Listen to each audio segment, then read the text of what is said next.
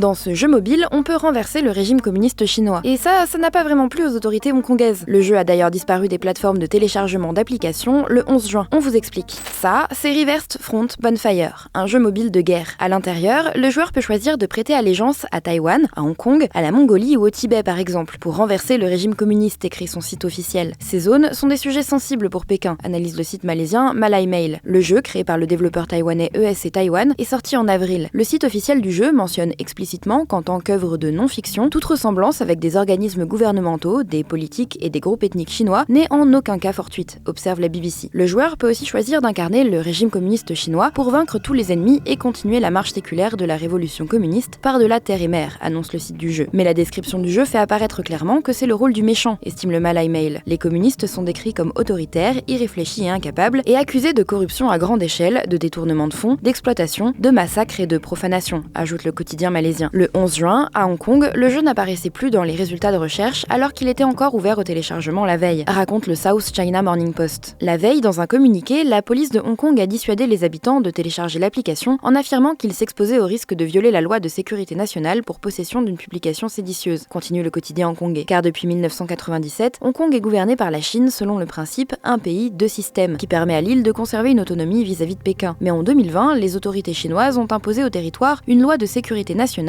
qui criminalise la sécession, la sédition, le terrorisme et la collusion avec des puissances étrangères, en réponse aux gigantesques manifestations pro-démocratie qui avaient éclaté à Hong Kong en 2019, rappelle la BBC. C'est sur le fondement de cette loi que les plateformes de téléchargement ont été fortement incitées à retirer le jeu de leur catalogue. Selon les autorités hongkongaises, sous la forme d'un jeu, cette application fait en réalité la promotion d'idéologies séparatistes comme l'indépendance de Taïwan et l'indépendance de Hong Kong, écrit The Standard. Il prône la révolution armée et le renversement des systèmes fondamentaux établis par la constitution de la République populaire de Chine, rapporte le quotidien hongkongais. Mais avec cet avertissement, les autorités hongkongaises ont produit l'effet inverse de celui escompté. Hong Kong Free Press a constaté que le 11 juin après-midi, le nom du jeu était le sujet le plus recherché dans toute la ville. Google a enregistré plus de 20 000 recherches ces 21 dernières heures, un chiffre en augmentation de 1000%, remarque encore le site d'opposition. Le développeur, lui, qui a semblé se réjouir à l'annonce de l'interdiction du jeu dans la ville, relève la BBC, a déclaré dans un post Facebook que cela n'a servi qu'à le faire connaître de tous les habitants de la ville et a encouragé les utilisateurs à changer leurs paramètres de localisation afin d'accéder au jeu sur les plateformes.